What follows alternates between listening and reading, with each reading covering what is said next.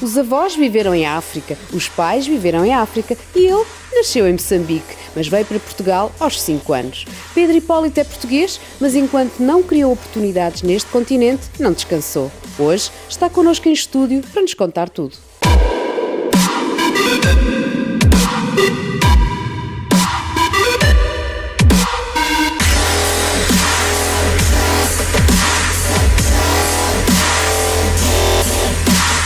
Pedro, bem-vindo à Juice Academy. Muito obrigado, com muito gosto. Cá estou. Obrigado pelo convite. De onde, juntos, unidos, iremos criar empresários. Vamos a isso, vamos a isso. Para quem está um pouco distraído e não vai à internet hoje em dia, pode explicar um pouquinho quem é o Pedro e quem é o 5000 Miles? Portanto, eu nasci em Moçambique, sempre a minha família foi ligada à África e, portanto, numa fase mais tardia da minha carreira, em que já tinha algum sucesso profissional, decidi criar uma empresa que ajudaria multinacionais a encontrar negócios e oportunidades de negócio em África. E foi assim que nasceu a 5000 Miles. Então, é uma agência, encontra oportunidades de negócio em África. Hoje em dia mais do que isso, porque também já estamos no Brasil, e ajudamos multinacionais a capturarem essas oportunidades. Então, e estamos a falar, a que idade é que tinha o Pedro nessa altura quando formou 5000? Tinha 43. 43. Até hoje lá... tenho 47. Hoje, agora é jovem, ok? Ainda a barba está curta. Exato. E então... Tudo é relativo. Tudo é relativo, não é? E como é que foi até lá? O Pedro trabalhava numa empresa. Exatamente. Consultor. Portanto... Não? Exatamente, é isso. Não, eu nasci em Moçambique, vim para Portugal ainda jovem, vim para cá estudar, 6 anos estava já em Portugal, fiz a minha educação toda cá, depois acabei por fazer um MBA também cá e nessa altura fui trabalhar para a McKinsey, que é uma consultora de gestão. Fiz projetos em Portugal, mas também fiz projetos na Polónia. E, portanto, nessa altura tive 6 meses a viver na Polónia e percebi que podia ser interessante ter uma carreira internacional. Mais tarde saí da McKinsey e juntei-me a um dos meus clientes, que é a Cibes, a empresa que gera o multibanco cá em Portugal. Juntei-me como diretor de estratégia e mais tarde estive quase para sair, porque tive uma proposta para me juntar à administração da PayPal e para não sair decidimos criar a Cibes Internacional, porque o que queria mesmo era PayPal Europa. Sim. Eu queria mesmo uma oportunidade internacional. E então na Cibes decidimos que de facto não havia esse braço, criar de raiz uma empresa subsidiária para explorar os negócios da Cibes fora de Portugal. Chamava-se Cibes International. E, portanto, fiz isso com algum sucesso. Entramos na Polónia, entramos na Roménia, entramos na Bulgária, Angola, Moçambique, Nigéria, Argélia. Tive 5 anos a fazer isso e a certa altura comecei a pensar, mas se eu tenho algum sucesso a internacionalizar, porque é que hei de estar a fazer só este negócio dos pagamentos, este negócio da Cibes? Porque há muitas semelhanças num processo de internacionalização, qualquer que seja o produto. Eu falei com uns amigos que tenham capital, disse a ideia, eles lançaram-me um desafio, se fizeres isso, se tiveres a coragem de sair um excelente emprego, super estável, com essa idade, com filhos, casado, para fazer uma startup do zero, eu invisto X. Eu achei interessante o valor e lancei a Cibes Internacional com o apoio de um fundo das Maurícias. Então, mas havia já um bichinho de querer ser empreendedor, ou isso foi surgindo à medida que viu todos os outros negócios à sua volta que ajudou a lançar, não é? Sim. Não, eu sempre tive uma ambição muito grande de ser empresário e de ter as minhas próprias empresas. A única razão pelo qual não fiz mais cedo é por custo de oportunidade. As coisas corriam bem na carreira profissional, tinha um emprego que acho que era um dos melhores empregos de Portugal, portanto fui adiando a decisão. Até sentir que a oportunidade era tão óbvia que não havia custo de oportunidade que pagasse não fazer. E no seu tempo trabalhou na McKinsey e era consultor de muitas empresas, não é? Sim. Como é que vê, hoje em dia que viaja por todo lado, como é que vê o empresário português comparado com as outras nacionalidades onde está a trabalhar? Bom, a McKinsey trabalha sobretudo com gestores, não é? Porque quando trabalhamos com uma Petrogal, com uma Portugal Telecom, com as grandes empresas, com as EDPs, trabalha sobretudo com gestores. E eu posso dizer que há uma diferença enorme, porque eu agora trabalho sobretudo com empresários. Porque os nossos clientes são quase sempre o dono da empresa, o filho do dono, é sempre muito alto nível. E há uma diferença enorme de personalidade entre um gestor profissional e um verdadeiro empresário. Há uma diferença enorme. Um gestor muitas vezes procura fazer aquilo que é academicamente correto, aquilo que é justificável e aquilo que tem pouca hipótese de correr mal. Porque tem muito pouca upside de profissional, já é presidente de uma empresa, já é administrador de uma empresa e agora o que quer é não estragar. E portanto acho que nas empresas portuguesas, sobretudo porque o acionista tem pouca força, o capital muito diluído, muito atomizado, cada acionista tem pouca força, não obriga o gestor a correr riscos. E o gestor não tem qualquer incentivo profissional a correr riscos. Portanto, há uma diferença muito grande entre um gestor de uma empresa grande portuguesa, que são quase todas geridas por gestores e não por empresários, ou por um verdadeiro empresário que corre riscos, que investe, que perde durante 2 anos para ganhar a seguir, que tem ideias e que não se importa de arriscar, porque se não tem ninguém a justificar, a não ser ele próprio. Então é outro animal. É um animal completamente diferente. E julgo que uma das coisas que falta em Portugal é, nas grandes empresas, acionistas mais presentes. Talvez tivéssemos isso na Sonai, quando o Belmiro Azevedo era de facto um acionista CEO, mas juntava as duas coisas. Mas no Grupo Amorim um pouco também já tivemos, mas também já faleceu o Sr. Américo Amorim. E, portanto, temos as grandes empresas muito controladas por gestores e com pouca presença ativa de empresários nacionais com força. E então, como é que o Pedro vê a diferença entre o empresário e o empreendedor? Eu julgo que não há diferença. Eu acho que para mim um empresário e um empreendedor... Acho que há uma grande diferença entre um empresário, entre o mundo dos empresários empreendedores e o mundo dos gestores. Okay. Isso acho que há uma diferença enorme. Porque há esta barreira cultural do não fazer errado do gestor, do fazer o que é certo, do fazer o que aprendeu na universidade, e o empresário da intuição, do correr riscos, da ambição de procurar e de aprender. Acho que é diferente. Agora, acho que a palavra empreendedor e empresário são duas realidades para a mesma coisa. Acho que empreendedor hoje em dia é um nome mais cool, não é só eu disse que é empreendedor... Exato. Mas, quer dizer, um empresário é um empreendedor. Para mim, é a mesma coisa. Mesma coisa. Pode ter menos sofisticado, pode não vir das dot-coms, pode não vir das tecnologias, pode não ter apps, mas se faz sapatos, vende sapatos, é ele o dono da empresa, é ele que investe, é um empreendedor ou um empresário, é a mesma coisa. E como disse há pouco, o Pedro passa metade do seu tempo a viajar entre estas culturas, sim. A América Latina, a África, a Europa, ok? Vê-se diferenças na atitude do empreendedor? Sim. Todos os países têm culturas diferentes e nós temos 4 empresas subsidiárias. A nossa sede é em Portugal, depois temos uma empresa subsidiária, equipas e escritórios na Nigéria, subsidiária, equipas e escritórios na África do Sul e subsidiária, equipa e escritórios no Brasil. Estes 4 países que estão em 3 continentes são todos muito diferentes entre eles. São de facto diferenças significativas. E mesmo na Europa, entre países europeus, nós temos clientes de vários países, da Alemanha, por exemplo, e a cultura é completamente diferente da portuguesa em tudo. E como é que se lidera com essas diferenças em cultura? Eu costumo dizer que o ser humano é todo igual. O comportamento é diferente, mas o ser humano é todo igual. Todas as pessoas querem a mesma coisa. Todas. Um chinês, um nigeriano, um brasileiro ou um alemão da Baviera é exatamente igual. Todos querem segurança, querem relevância social, e querem proteger os filhos. Quase que estas três coisas resumem tudo. O comportamento de qualquer pessoa é isto. Eu quero estar seguro, ou seja, não quero levar uma martelada na cabeça, não quero apanhar uma doença, não quero nada.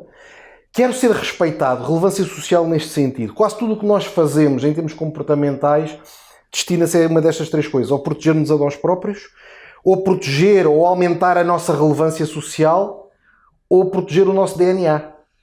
Os nossos filhos é o nosso DNA, não é? Portanto, nós como espécie ou nos protegemos a nós ou protegemos o DNA que segue para o futuro. Exato. E, portanto, quando lidamos com uma pessoa, se percebemos estas três coisas, já estamos a perceber a pessoa. Pode depois ter camadas que filtram isto, camadas comportamentais. Mas se tivermos esta nota na cabeça, esta pessoa só quer três coisas.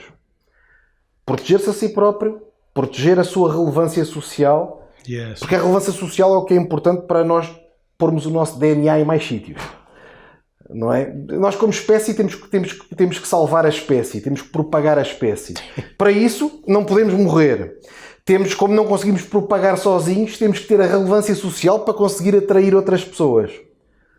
Interessante. E a nossa junção com as outras pessoas vai pôr o DNA para o futuro. Também temos que proteger o DNA dos nossos filhos.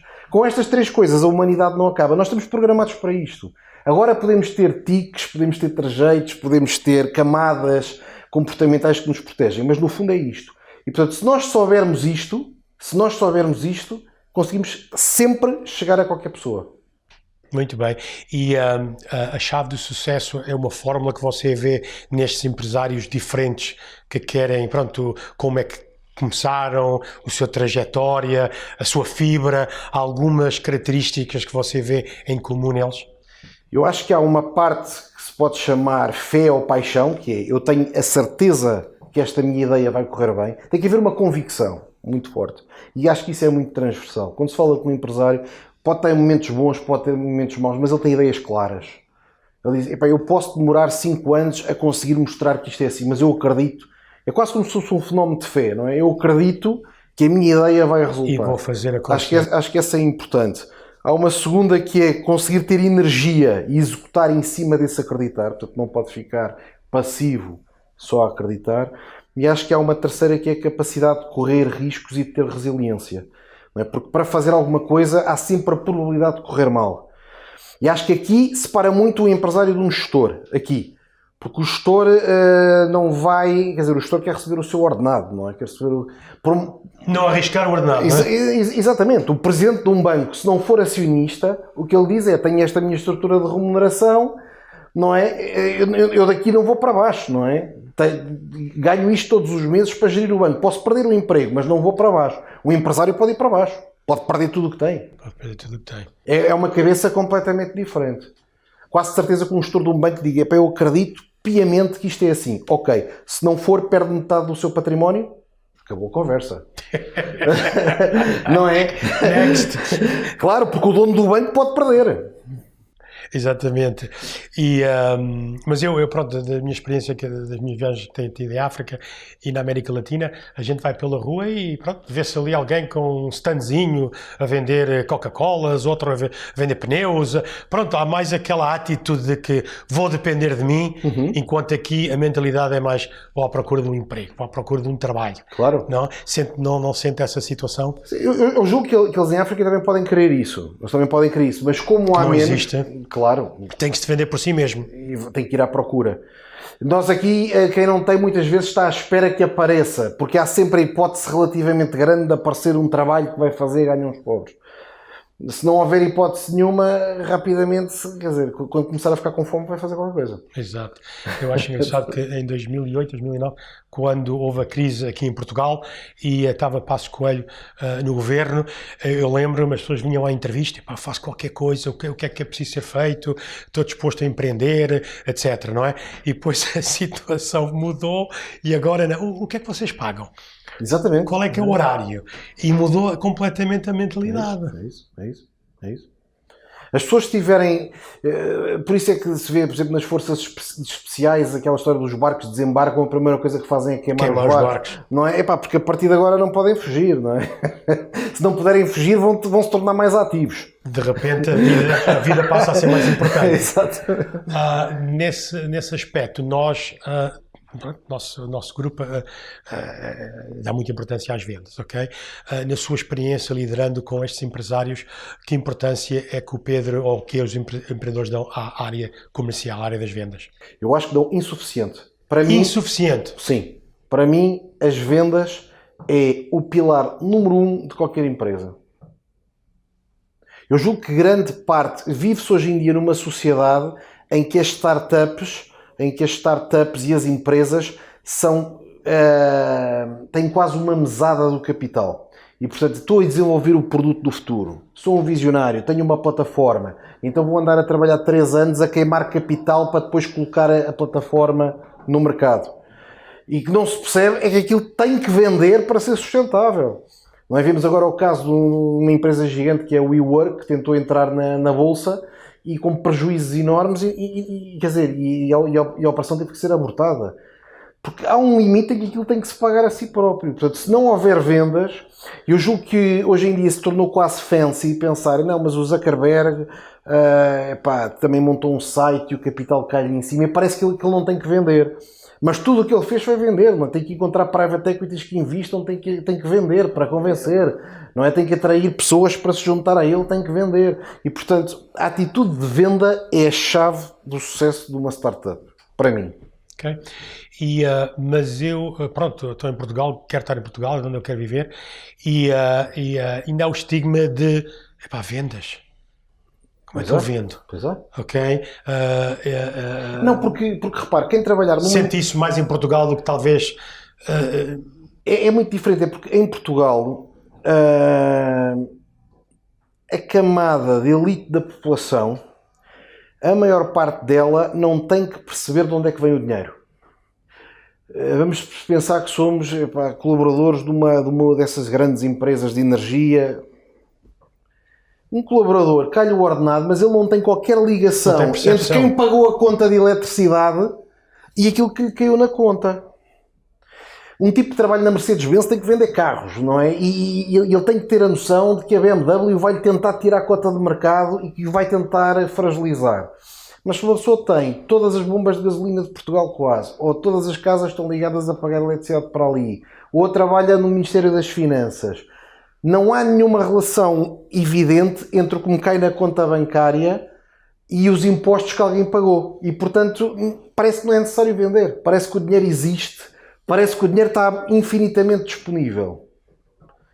Não é? E acho que os países mais industriais têm mais a noção clara de que aquela peça que estão a fazer tem que ser vendida a alguém. Alguém tem que a comprar para receber o salário dele, não é? É, exatamente. Tem que ser comprada, tem que ser promovida, tem que ser vendida. É isso. E como é que se cria essa atitude ou essa percepção na juventude? Porque a gente vê, pessoas veem entrevistas, no meu tempo, os meus pais, vai para a universidade, tens uma excelente oportunidade, porque eles, pronto, eram trabalhadores e viam quem estava... Os chefes eram todos que vinham pessoas da universidade. Uhum. Hoje em dia, qualquer jovem vai à universidade. Uhum. Não tem uma diferenciação entre outro. Muito pouco, é verdade. Concordo. Como é que se instala ou cria essa percepção que, se eu aprender a parte das vendas e a parte comercial, eu vou-me defender em qualquer coisa amanhã, porque é um animal que está sempre... a qualquer empresa gostaria de ter alguém que percebe de vendas, não é? Mas é difícil criar porque os exemplos que existem à volta na sociedade... Porque as pessoas inspiram-se com exemplos. Eu acho que as pessoas inspiram-se olhando para modelos o tipo de minha rua tem a casa maior. Faz vendas ou não? Não faz. Passa um tipo de Ferrari, também não faz. É gestor de um fundo, não sei do quê. E o outro... E instala-se a ideia de que o dinheiro é um direito. Não é? Porque as vendas, ao fim e ao cabo, é arranjar um mecanismo de, entregando valor, transferir dinheiro de outra pessoa para a sua organização. Isto é um processo de vendas. Claro. Não é? E para isso é preciso ter a noção de que é preciso fazer essa transferência monetária. E eu julgo que em Portugal, por causa da estrutura empresarial que existe, embora haja diferenças geográficas, acho que em Lisboa é mais assim, fora de Lisboa acho que também há mais noção disso, não é? Somos no norte mais industrializado, há muitas empresas de médio porte em que é de facto necessário vender para a empresa funcionar. Exato. Nós agora estamos aqui na Avenida da Liberdade. Se calhar aqui há menos noção do que há se calhar em Guimarães, e em Viseu, e em Braga, não é? Em que há uma estrutura diferente, menos associada a ministérios, menos associada às sedes das grandes empresas. Isso é nas outras empresas, não é nossa? Isso é nas outras aqui ao lado, não é nas nossas. Não, mas é normal, não é? Claro que sim. Qual foi o maior desafio ou desafios que ultrapassou e que mais o ajudaram a alcançar o sucesso que tem hoje no grupo? Do 5,000 miles. Não é quilómetros, é miles, não é? É miles. Para dar redondo tem que ser miles. Senão dava 8.000 e tal quilómetros. Não sei, acho que foi talvez eu costumo recomendar sempre isto. Quando alguém tem uma ideia de negócio, falem com outras pessoas, vejam se as outras pessoas reconhecem a ideia e se reconhecem se investem. Ou se compram um projeto. Porque eu julgo que nos cafés de Portugal e noutros sítios, não é só de Portugal, há muita gente com uma imperial à frente a dizer o que era fantástico era inventarmos isto e aquilo. Ok, então levanta-te e vai falar disso com alguém, explica-lhe a ideia sem medo de passar uma vergonha, e se a pessoa concordar, pergunta se quer investir. Não é? Porque só assim é que se confirma de facto que a ideia é boa, arranjando um cliente ou arranjando um investidor. E pronto, acho que é isso que eu recomendo. Tem que vender a ideia dele, não é? Tem que vender a ideia dele. Se não tem mais nada, tem que vender a ideia. Porque quando começar vai estar completamente sozinho, não tem mais nada, só tem essa ideia. Quando qualquer empresa começa, no momento zero, não há nada. Não há marcas, não há e-mails, não há websites, não há clientes, não há sistema de faturação. Eu costumo dizer isto, que eu acho que as pessoas não têm noção. Se eu disse, eu tinha a ideia de montar a Uber do não sei do quê. A pessoa não percebe que quando arranca, no processo está mesmo na gênese, tem zero. E quando tem zero, só o esforço mínimo de ter qualquer coisa quase que o impede de fazer a ideia dele. A pessoa diz, um miúdo qualquer queira começar, a dizer que vou começar, ok, tens contabilista? Não, então agora arranja lá um. 2 semanas arderam a perguntar a amigos que tens um contabilista que me recomendes, vai falar com ele. Abrir contas bancárias, chega à conta bancária, mas qual é o nome da empresa? Epá, não tenho nome da empresa, vai registar, tem que arranjar uma marca. Tem marca, agora tem website, epá, se não tiveres o website, a primeira coisa que a pessoa vai fazer é pesquisa, não te encontra, tem que fazer um website, mais 2 semanas cardeiro. Ainda não fez nada e já queimou 4 meses de trabalho. Exato. Portanto, se a convicção não for fortíssima, quebra e não resultados. Mas falando um pouquinho disso, o que eu pesquisei do 5,000 miles, não é? Eu já abri vários países e estive em várias situações e pronto, quando chego lá tenho que encontrar um contabilista, um advogado, um escritório, tenho que ver quais são as leis para importar o produto, tenho que... Pronto, acredito que é isso que se eu recorrer aos serviços da 5,000 miles, ok, vou ter toda essa informação para mim feitinha e entregue na hora, não é? Mais clientes potenciais. E mais clientes? Porque a primeira coisa nós até começamos ao contrário. Nós também somos uma organização muito virada para vendas e eu digo sempre, quero entrar num país qualquer, primeiro vamos ver se vende. Nem vale a pena andar à procura de advogados nem nada disso. Vamos ver se o seu produto tem clientes. Se não tiver, esqueça. Não há nada para fazer, não é? Se não houver clientes, vai para lá fazer o quê? Portanto, a primeira coisa que nós fazemos é, tem interesse neste mercado, atenção, é um mercado de 200 milhões de habitantes, PIB desta dimensão. Vamos ver quem são os concorrentes, o que é que eles oferecem, quais são os preços deles. Tem preço para competir com isto? Tem importadores que queiram falar consigo ou os importadores têm todos contratos de exclusividade? Portanto, toda a parte comercial vem antes de registar a empresa.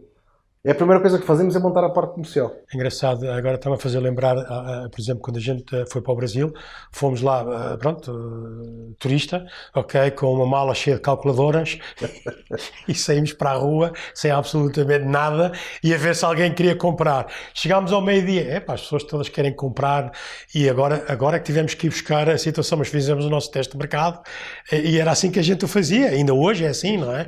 Mas existem empresas que já não sabiam. Então temos que começar a ir abrir país, não Pedro? Temos que colaborar. Temos que encontrar coisas para fazer em conjunto.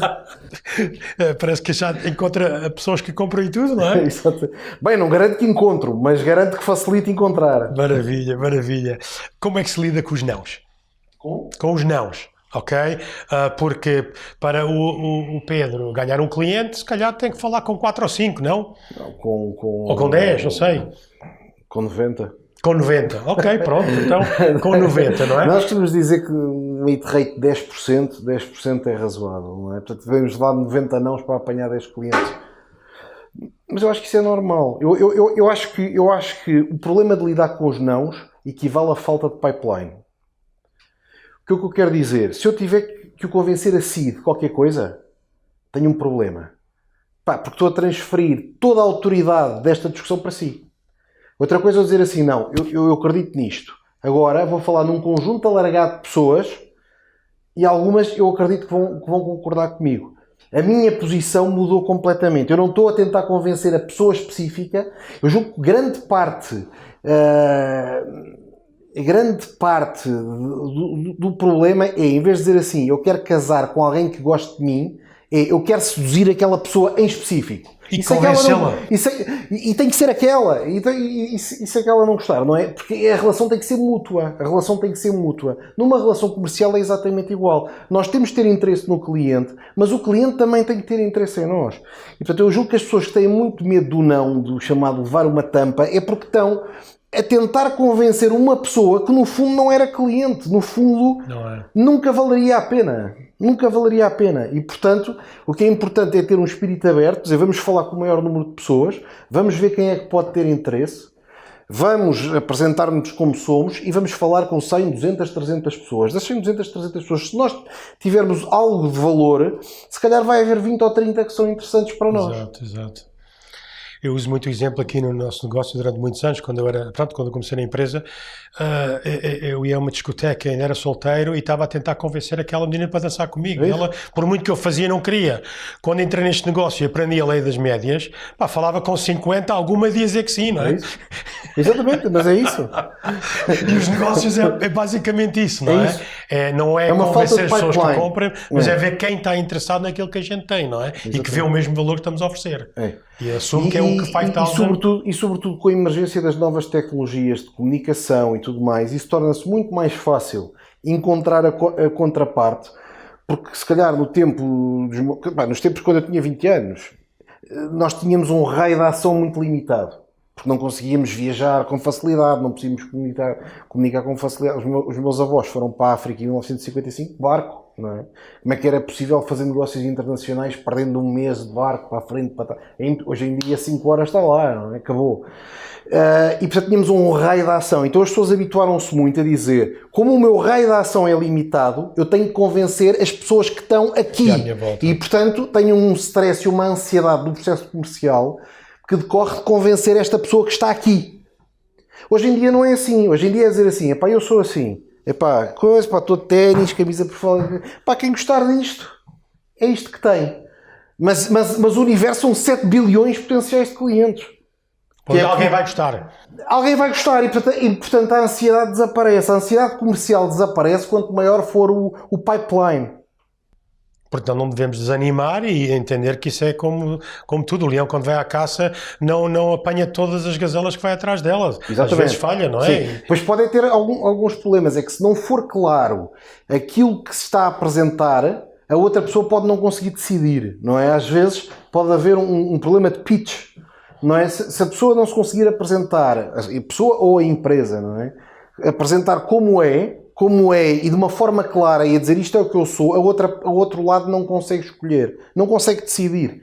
E por isso, muitas vezes, o processo comercial começa a ter hit rates muito baixas. Não é pelo produto ser mau, é porque o outro lado não consegue decidir, não tem informação suficiente.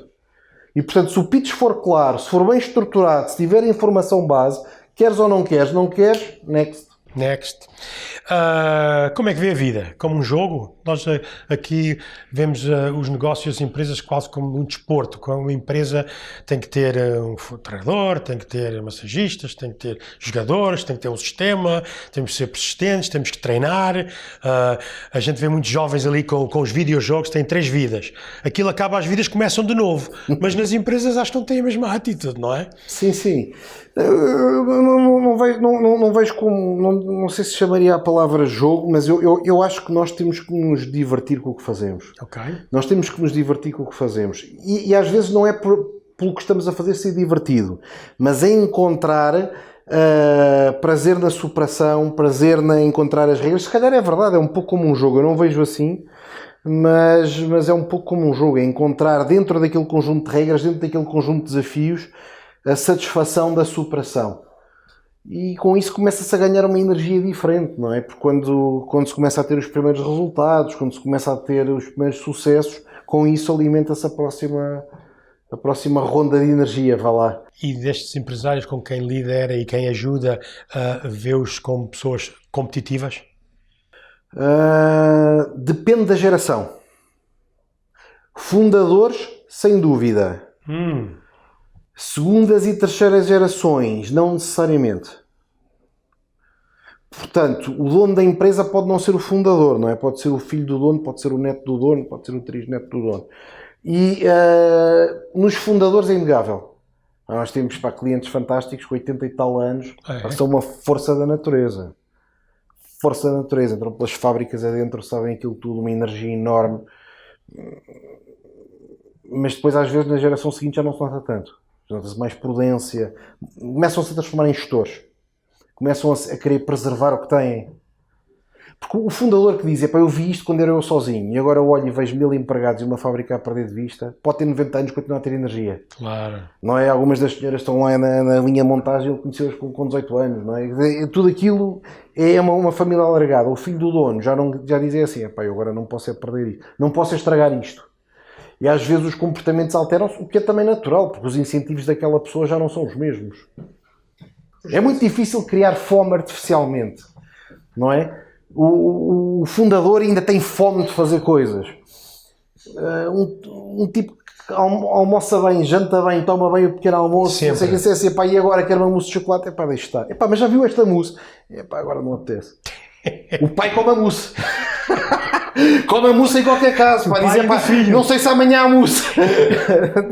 Eu costumo dar um exemplo que muitas vezes a gente vê grandes jogadores de futebol, não é? Ou no desporto, e eles vieram do nada, e os filhos agora já têm tudo, e muito raramente se vê um filho a chegar a profissional, não é? Sim, mas isso, por exemplo, o Warren Buffett diz isso, não é? Se um desportista, o filho de um grande desportista não tem que ser um grande desportista, se o filho de um grande ator não tem que ser um grande ator, porque é que os filhos de um grande empresário têm que ser um grande empresário? Exato. Não tem que ser. Portanto, os incentivos são diferentes. Os incentivos de facto são diferentes.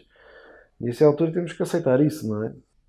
Bem, mas o Pedro deve liderar muito com essa situação e não deve ser fácil às vezes, não? Não, vejo muitos empresários, que os meus filhos são pequenos ainda, têm 7 e 9. Têm 7 e 9, portanto estão longe desse jogo, mas admito que os incentivos deles sejam diferentes dos meus e respeito isso. E o que é que faz o Pedro ter fome hoje? Quais são os projetos que tem aí para o futuro? A nossa empresa está a crescer muito rápido e, portanto, nós temos a ambição de abrir 2 países por ano, no mínimo, 2 a 4. Este ano abrimos 2, portanto abrimos o Brasil e a África do Sul este ano, correu bem. Temos ainda muito trabalho para fazer. No próximo ano queremos abrir mais 2 a 4 e depois todos os anos abrir 2 a 4. Portanto, isto é o nosso roadmap inspiracional, é dizer, temos que ter capacidade de todos os anos abrir, mas não é 2, não é ter um correspondente. É um escritório com 100 metros quadrados, com 10 tipos a trabalhar lá dentro, todos treinados, com carros, com computadores, com isso tudo. Conseguir fazer isso 2 vezes por ano a 4 vezes por ano. Portanto, ou uma por semestre ou uma por trimestre. E abre um país, por exemplo, a África do Sul, o que é que faz para conseguir os clientes? Como é que chega até aí? Como nós temos... o mais difícil foi abrir o primeiro. Né? Quando abrimos a ligação Portugal-Nigéria, tínhamos que explicar muito o que é que nós podíamos fazer, porque é um conceito novo, não existe. E, portanto, tínhamos que explicar muito, com muito afinco, o que é que podíamos fazer pelas empresas, e demorava tempo a entrar no conceito. Eu agora, por exemplo, se eu abrir a África do Sul, há 20 empresários que já trabalharam connosco em temas da Nigéria e me dizem, perfeito, abriste a África do Sul, quero fazer contigo. Ok. E migram. E, portanto, nós abrimos a África do Sul, na primeira semana tínhamos 5 projetos ativos. Portanto, são clientes que trabalharam connosco, tiveram bons resultados, têm bom sucesso, estão a exportar para os mercados em que nós os introduzimos, que se abrimos um novo vão querer apoiar. Brasileiros estavam a trabalhar connosco para vir para Portugal. Abrimos a África do Sul, perfeito, interesse. Já vão para lá. E, portanto, há aqui um efeito de rede em que quantos mais nós tem a nossa rede, mais vale a rede toda. Acho engraçado. Porquê foi para a Nigéria e não Angola? Não, porque é incomparavelmente maior. A Nigéria é o maior país da África de longe. Portanto, a Nigéria tem 200 milhões de habitantes e tem um PIB de quase 400 bilhões de dólares. Portanto, é um PIB quase o triplo de Portugal. Mais do dobro, para ser mais correto, é mais do dobro de Portugal, uma população de 200 milhões de habitantes, então é um mercado gigante, não tem nada a ver com qualquer outro mercado. O único mercado que se aproxima em África é a África do Sul. Mas de facto é o colosso de África, é um país gigantesco que eu tive a sorte de conhecer antes de muita gente, de ganhar relações relevantes lá. E pronto, é um ativo que nós temos, esse conjunto de relações, essa presença local num mercado muito, muito grande, que nos ajuda depois a ganhar balanço para outros mercados. Então, o sucesso, a percentagem lhe atribui a sorte? Também há alguma, não sei pôr uma porcentagem nisto, é difícil pôr uma porcentagem. Porque a maioria das pessoas, pá, que ele está ali de onde está, mas ele teve muita sorte. Também há alguma, eu não digo que seja, pá, não sei, 10%, mas há coisas que são sorte. Porque eu costumo dizer, eu acho que uma das coisas que as pessoas que têm muito medo de se tornarem empresárias e do empreendedorismo, acho que fazem um erro de cálculo. Porque, no fundo, quando pensam em risco, risco é variância. Risco é variância, risco é uma oscilação. Eu tenho uma previsão, se tem risco, quer dizer que pode estar aqui, mas pode oscilar. Isto é risco. E a pessoa pensa no risco só no downside. Pensa assim, epá, atenção, eu estou a projetar isto, mas agora isto vem tudo para baixo. Mas é que também há upsides inesperados. Também há. Ou seja, quando se está exposto a risco, está-se exposto a surpresas desagradáveis, mas ocasionalmente pode acontecer uma surpresa agradável. Eu acho que quase todos os empresários já tiveram uma daquelas coisas que de repente dizem assim, epá, inacreditável que isto tenha acontecido. Pela positiva. E também, epá, inacreditável que isto tenha acontecido, epá, eu não mereço isto. Exato. Pela negativa, ou seja, a atividade empresarial tem risco, portanto tem variância, há coisas que são piores do que se pensava e há coisas que são melhores do que se pensava. Portanto, a sorte tem um pouquinho de efeito, agora não se pode viver da sorte, não é? Claro que sim. Quando se sente overwhelmed ou perde o foco, o que costuma fazer? Que perguntas faz a si próprio? Não costumo sentir overwhelmed. Eu acho que uma das regras de não sentir overwhelmed é ter equipa. Eu acho que quando a pessoa se sente overwhelmed, provavelmente está sozinha.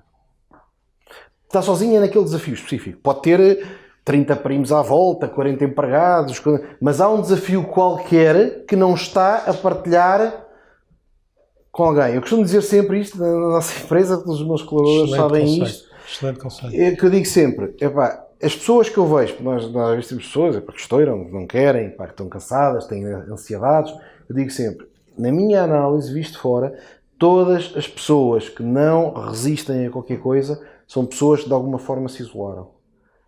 E então o que é que acontece? Quando nós estamos isolados, há um dia qualquer coisa corre mal. E esse corre mal é uma espécie de um embriãozinho. Epá, engravidamos do monstro. Engravidamos de um monstro que começa em gestação. E nós não ligamos muito àquilo. Dizemos, isto correu mal, não sei o que, tenho uma ansiedadezita, não ligamos muito. Mas a gestação, as células vão se multiplicando e o monstro vai crescendo dentro de nós. E a certa altura ninguém vê, porque se calhar a gravidez vai 3 ou 4 meses e não se nota muito exteriormente sinais de que há qualquer coisa cá dentro, mas nós sabemos que estamos em gestação de qualquer coisa muito má, não é? Então começamos a criar ansiedades, começamos a criar medos. E eu vejo isto muitas vezes com a nossa equipa, que às vezes a pessoa só dizer assim, epá, eu tenho a impressão que tenho um problema qualquer, eu não estou a conseguir fazer este desafio, epá, estou com imensa ansiedade, isto vai correr mal, este negócio vai correr mal, e a pessoa diz assim, epá, mas isso não tem problema nenhum, epá, deixa-me lá ligar a alguém que resolve já isso, estás bom, não sei o quê, epá, consegues-me ajudar, não sei o que mais, e aquilo, pumba, desaparece. E a pessoa diz, epá, eu andei 4 meses com ansiedades crescentes, porque a ansiedade, se não se mata, vai crescendo até ao dia do parto, vai crescendo, e depois no dia do parto acabou, fica com o monstro, depois fica. E então, não tem opções, não é? E às vezes é dizer, não é? E nós o empresário também, porque pensamos que estamos numa posição de poder, que estamos numa posição de responsabilidade e partilhamos imensa coisa, queremos motivar a equipa toda, mas depois há uma coisa que guardamos para nós, dizemos assim, isto não está bem, mas guardo para mim. Isso é um erro enorme. Eu acho que o melhor é, não está bem, vou falar. Eu vou dizer às pessoas, ando preocupado com isto. Acho que a empresa está a correr bem, mas ando preocupado com isto. Acho que isto não está bem. Eu próprio já tentei resolver. Não resolvi. O que é que tu achas? Pode ser uma pessoa mais júnior. Eu falo imenso com o meu motorista. Vou no carro, vamos à gargalhada, vou dizer, epá, isto é um stress enorme. Ele diz, epá, ele até me trata por Pedro. Mas é que não faz isto, não faz aquilo. Realmente às vezes aparecem ideias. Epá, isto visto assim até parece simples. E portanto... os burnouts, a pessoa ir-se abaixo tem muito a ver com o isolamento, com solidão, mesmo que esteja rodeado, mesmo que passe o dia à gargalhada, mesmo que passe o dia divertido, sim, mesmo que passe o dia rodeado de pessoas, não está a comunicar aquilo que é realmente importante. E às vezes não é preciso comunicar com muitos, mas há alguém que possa dizer, epá, estou preocupado com isto. Exato.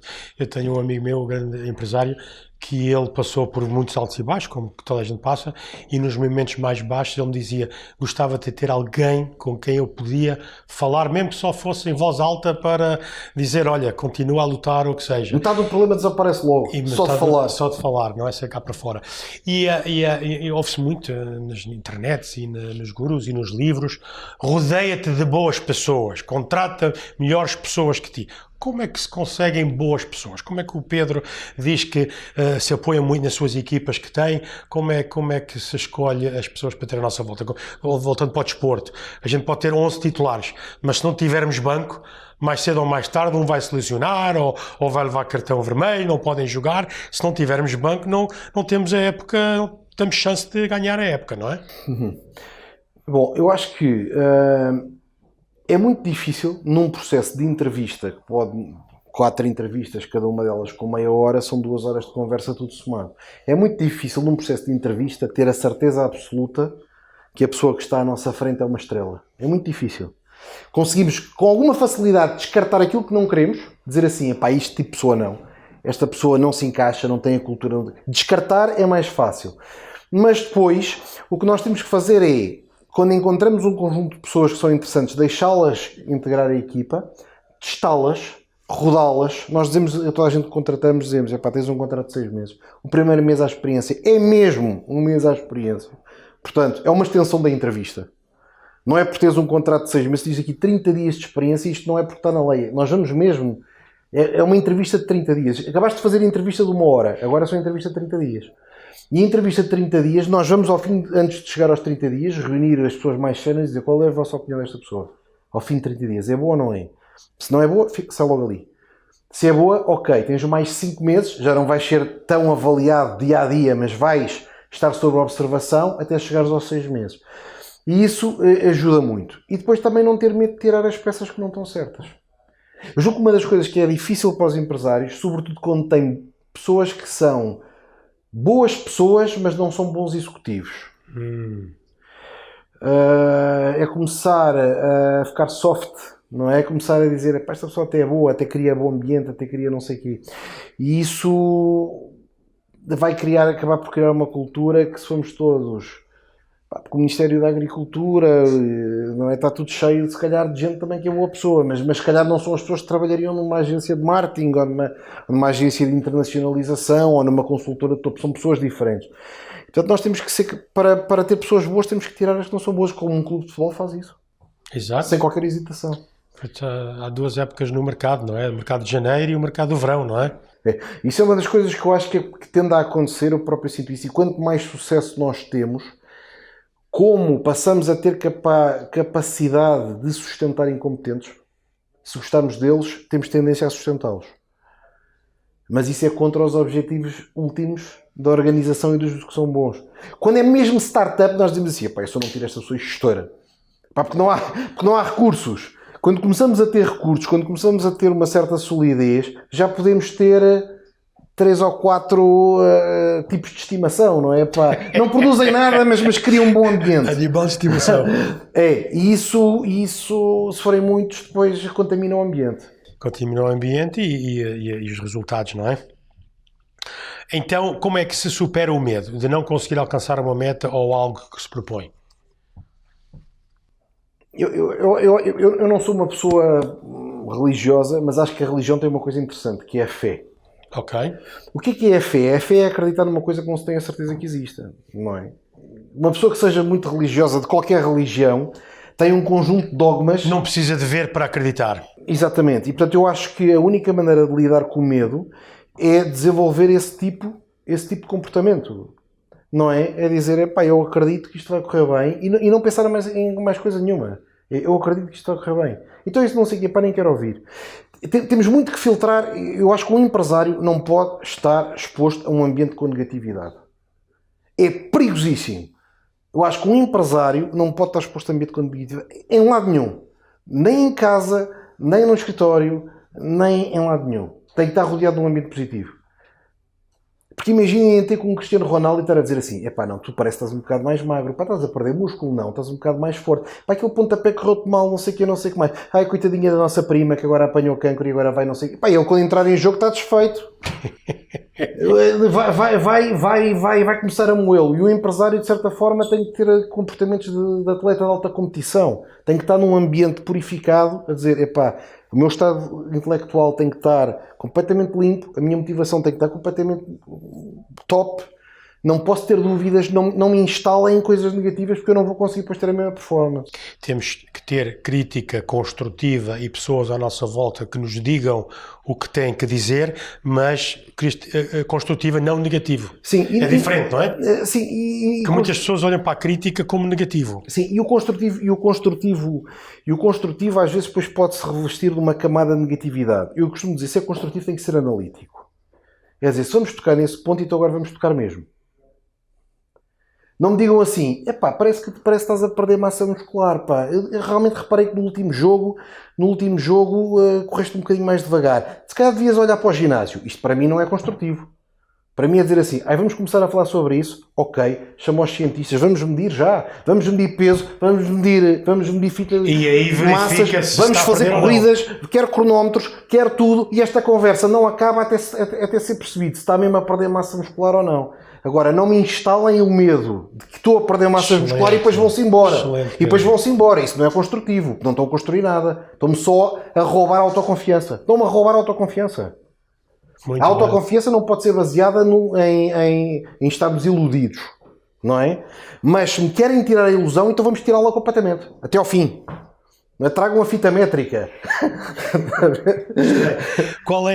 Para si, qual é a diferença? Qual é o conselho que podia dar aos jovens empreendedores que estão a ouvir isto pela primeira vez? E para mim, a grande mensagem que a gente quer passar aqui na Juice Academy é ação, não tenham medo, vão em frente, vão levar com muitas pancadas, mas se acreditam no que estão a fazer, vamos em frente. O que é que o Pedro lhe podia deixar aqui outra dicasinha? Eu acho que quem está mesmo na fase de começar tem que vender. Ok, aprenda a parte das vendas. E se alguém quer comprar o produto que tem, não é? Ou a ideia, ou venda a um investidor, ou venda a um cliente, tem que vender. Não se deixem cair em ilusões. Testem. Peçam a outras pessoas para vos comprarem. É a melhor maneira para nós é sempre ótimo, não é? Amanhã não sabemos o que os outros também querem. Nós somos avaliamos-nos mal a nós próprios. E pedir uma opinião também não dá. Pedir à avó, gosta deste produto.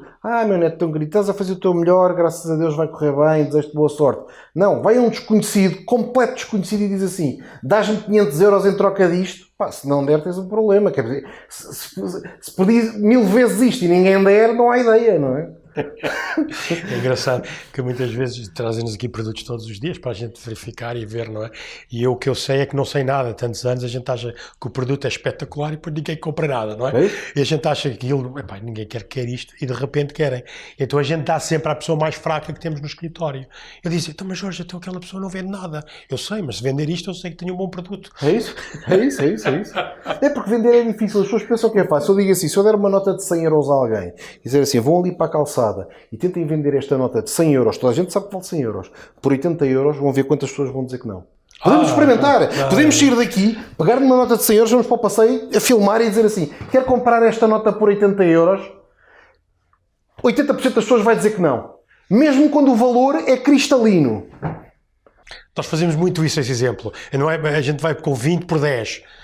E a gente se calhar fala consigo, mas isso é falso, estão a brincar comigo, andam-me aqui a enganar e etc. Depois a gente, depois de 30, 35 pessoas, paramos porque alguém vai dizer que sim. Mas é verdade. Excelente, uau.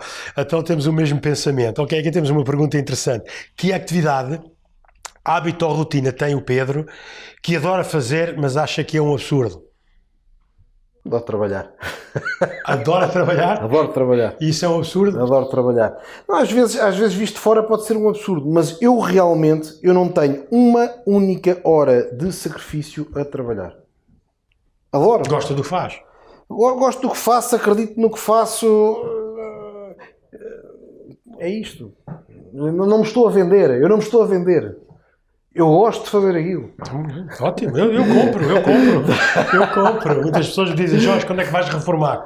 Reformar? Mas eu faço o que eu quero todos os dias, com as pessoas que eu quero, de onde eu quero. Não é isso que teoricamente é reformar? Não, exatamente. Não é? Pessoas que não gostam do que fazem é que não... Eu vou para as Maurícias, uma ilha paradisíaca, não sei o que, estou ali na praia, apanhar sol, ao fim de 2 dias estou a dizer assim, pá, qual é a rentabilidade de uma escola de mergulho aqui? Para isto era capaz de ser engraçado. Quem no Brasil pode ir para aqui? É pá, comece já a ter ideias. Tá? Excelente. Imagina que consegue entrar na máquina do tempo, ok? Temos o Pedro com 18 anos. O que é que lhe diria a esse Pedro hoje, sabendo o que sabe, e ao Pedro com 90 anos? Para trás é mais fácil, mas pronto. Com 18 anos, eu diria acelera. Ah, é? Acelera. Acho que nós, apesar de tudo, podemos sempre andar mais depressa. Podemos sempre fazer mais coisas. E ainda hoje eu tenho a certeza, embora seja muito enérgico, que eu poderia fazer mais. E, portanto... Porque o que eu quero dizer com isto é que nós não temos noção do que é possível. Nós não temos noção do que é possível. Nós hoje podíamos ser 10 vezes maiores, mas autolimitamos. Do que é possível ou da nossa capacidade que seja possível? Do que é possível, da nossa capacidade, do que nós podemos fazer. Muitas das coisas que nós não fazemos, nós autolimitamos-nos. Nós somos os nossos próprios negativos, não é?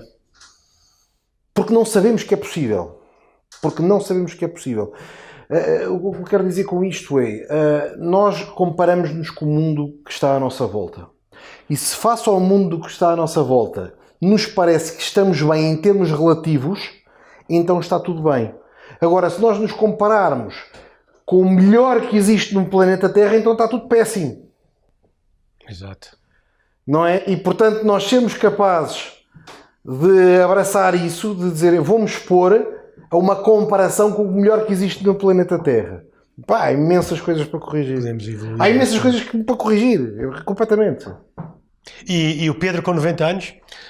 90 anos ainda continua a acelerar ou não? Acho que sim. Não sei o que é que lhe dizer.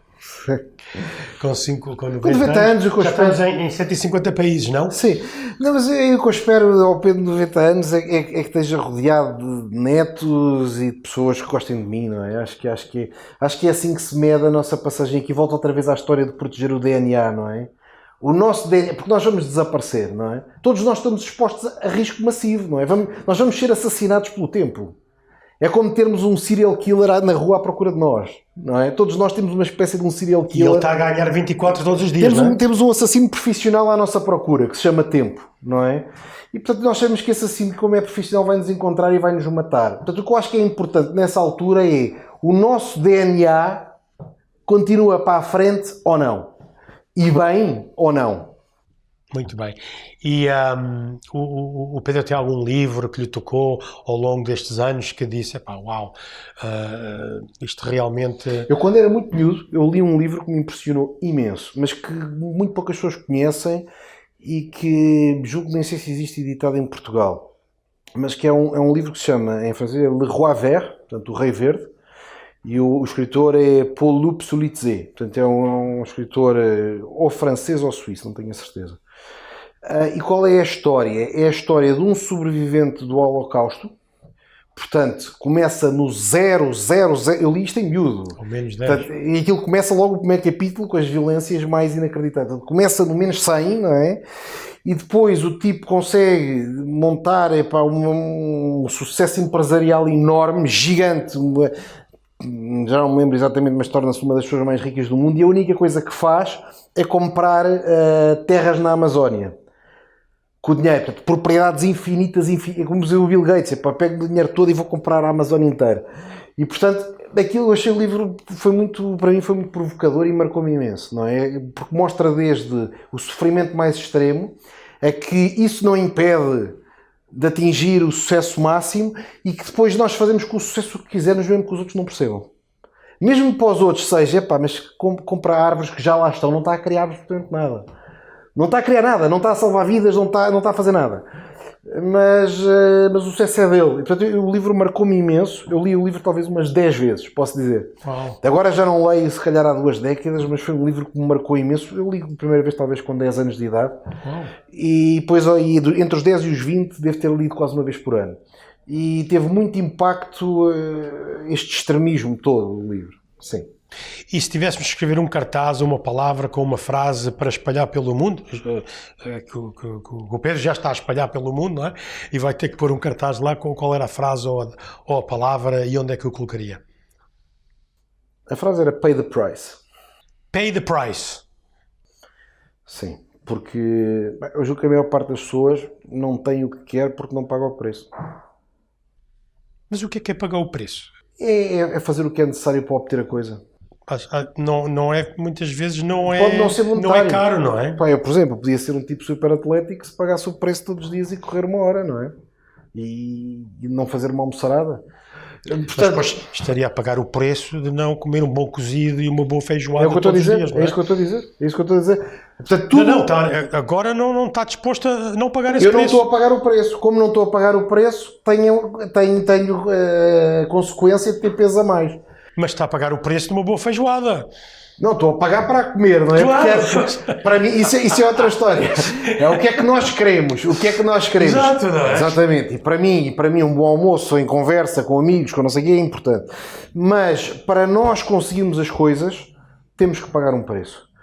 E eu julgo que as pessoas conseguiam viver muito mais felizes se aceitassem isso. Se assim, eu não tenho aquilo, qual é o preço? Pago o preço, passa a ter. Porque é mesmo assim a vida. A vida é super simples. Pois podem dizer assim, epá, mas esse preço eu não estou disposto a pagar. Temos uma motosserra, corta as 2 pernas. Epá, não estou disposto a pagar. E tu não tens. Exato, não é? Há preços em que nós não aguentamos pagar, não é? É como o Einstein dizia, a insanidade é fazer o mesmo e querer resultados diferentes. Exatamente. Então, para ter resultados diferentes, temos que pagar o preço, não é? É isso. Temos que falar assim. E, portanto, eu julgo que uma das coisas que nos ajuda muito a manter-nos saudáveis é dizer assim, não tenho isto, qual é o preço desta coisa e avaliar, ok, eu consigo ter esta coisa se pagar este preço. Quero ou não quero? E depois, se não quero, aceitar isso. Dizer, parece que sai um peso dos ombros. Dizer assim, ótimo, não tenho esta coisa, mas eu escolhi não pagar aquele preço. Pronto, está tudo bem. Outra coisa é estar em ansiedade a querer qualquer coisa, qualquer progresso de vida. E estar a reclamar e levar com reclamações e não vem a chatear toda a gente, não vai vir gratuitamente. E é só se está a prejudicar a si mesmo, não é? Olha, eu gostaria imenso agradeço ter o Pedro aqui connosco e até no futuro ser outra reunião, outra conversa, porque acredito que daqui a 2 ou 3 anos vamos estar em 6 ou 7 mais países, não é? Ou pelo menos mais 6, não é? No próximo ano mais 2 no mínimo. Então, e as pessoas que nos estão a ouvir e os conselhos que deu, eu achei ótimo. E onde é que podem encontrá-lo? É no 5000miles.com? 5000miles.com é a empresa. E se procurarem o meu nome Pedro Hipólito, vão encontrar em todo o lado. Ok, e ninguém deve ter medo de mandar um e-mail ou uma mensagem. Não. O Pedro responde a toda a gente. Responde a tudo. Vão ao meu Instagram, tenho 86 mil followers. Juntem-se à comunidade. Exatamente. E aí não há ideias que não possam valer, não é? Nada. Se eles não sabem vender, o Pedro vai lhe ensinar a vender, não é? Vou dar um exemplo, pelo menos. Excelente. Olha, muito obrigado por estar aqui. Obrigado, muito gosto. Foi espetacular e desejo-lhe todo o sucesso do mundo. Obrigado. E que continue a abrir esses países e que os portugueses, antigamente, os portugueses descobriram o mundo, não é? O Pedro está agora a fazer a mesma coisa, não é? É exatamente isso. A rota da seda está... Estamos a fazer os novos descobrimentos. É isso, estamos a fazer os novos descobrimentos com tecnologias modernas. Vai ter que mudar o nome da empresa. Vai ser mais do que 5 mil milhas. 5 mil milhas é quase... chega a qualquer ponto do globo. Todos os anos vai ter que aumentar. É o 7 mil, é o 8 mil, o 9 mil. Pedro, foi um prazer. Muito obrigado. Muito obrigado. Espetáculo. Obrigado.